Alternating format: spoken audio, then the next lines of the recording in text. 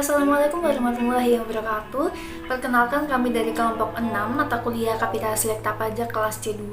Di sini kita akan membahas bab 8, 9, 10 dan 11. Yang keempat bab ini diambil dari buku PIGL atau Pajak Itu Gampang Loh karya Agus Budiman. Dan di sini anggota kelompok 6 ada 3 orang dengan nama-nama sebagai berikut. Yang pertama ada Rizky Maulidia N, yang kedua ada Cynthia Niken, dan yang terakhir ada saya sendiri Auli Nazilatur Rahma. Dan berikut pembahasannya.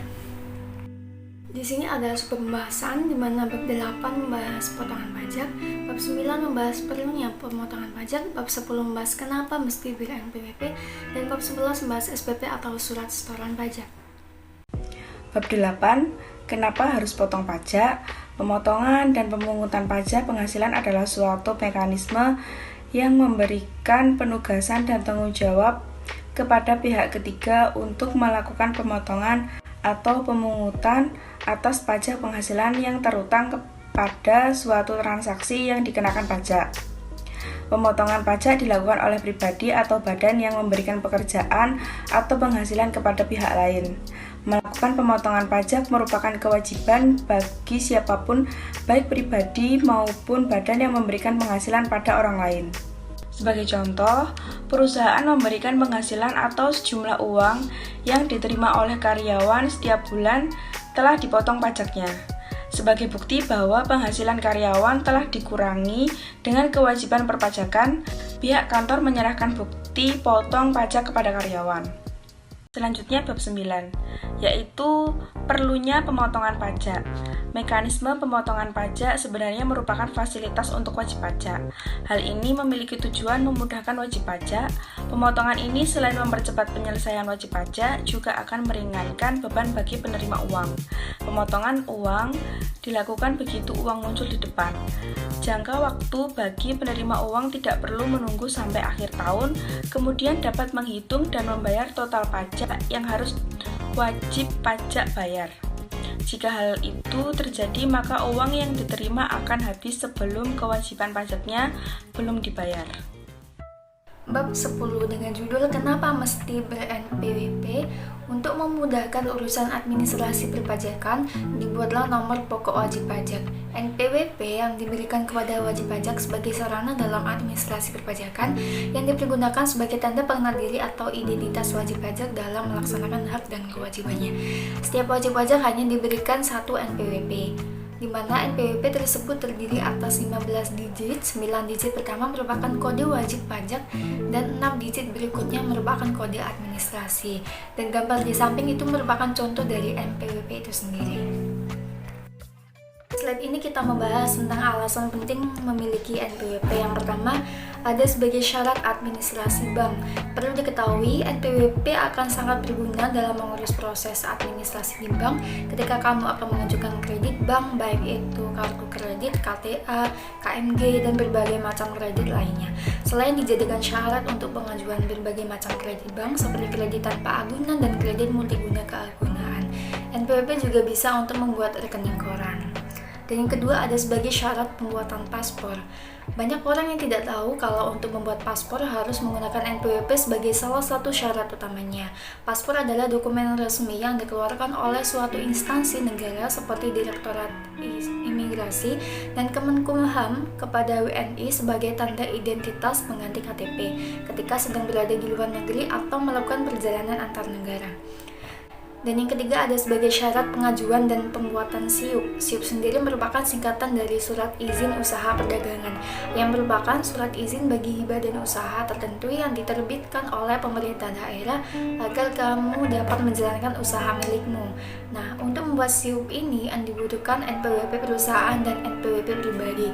Tujuannya adalah agar pemerintah bisa mengontrol berapa pendapatan yang dimiliki badan usaha, dan kebijakan pajak yang diberikan pada badan usaha ini tergantung dari besaran pendapatannya. Dan yang keempat ada mempermudah urusan perpajakan.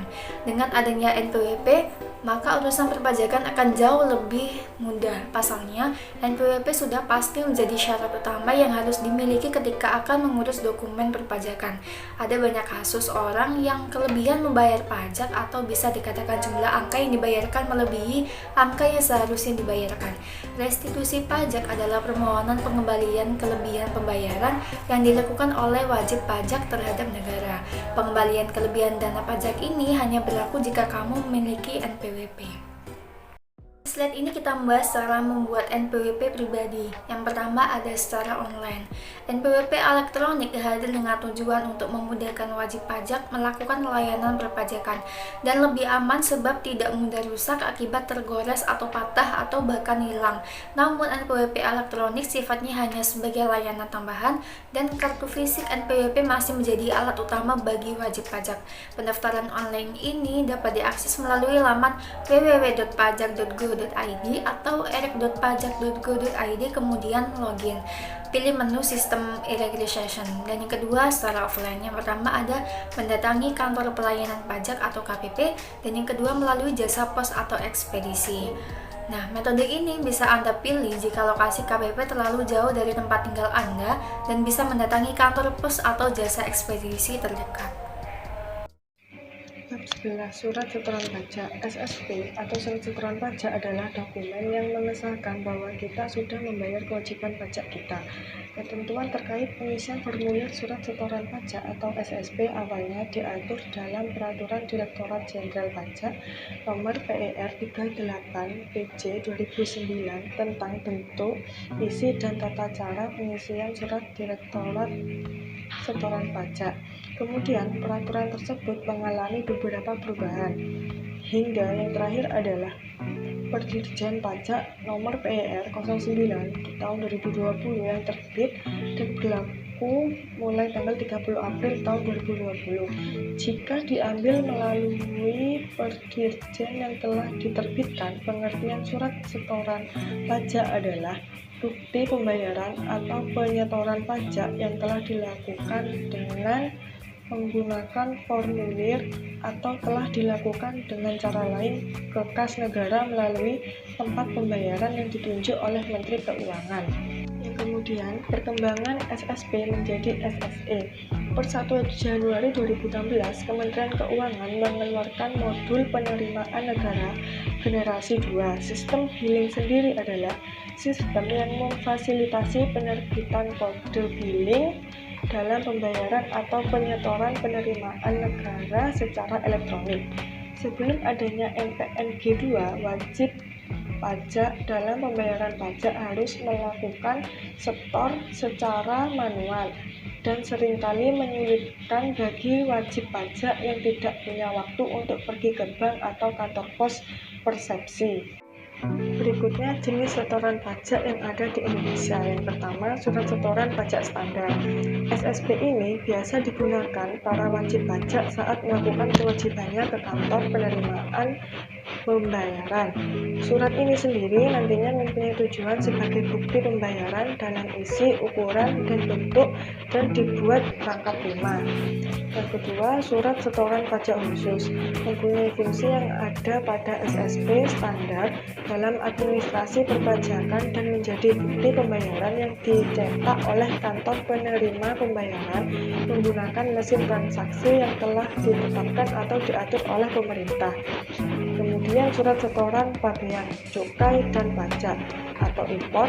SSP ini dibuat untuk usaha yang mengimpor barang atau imported dan bisa berbentuk dalam surat setoran cukai, pajak, dan pakaian. Surat setoran cukai terkait barang kena cukai dan PPN hasil tembakau buatan dalam negeri atau SSCP.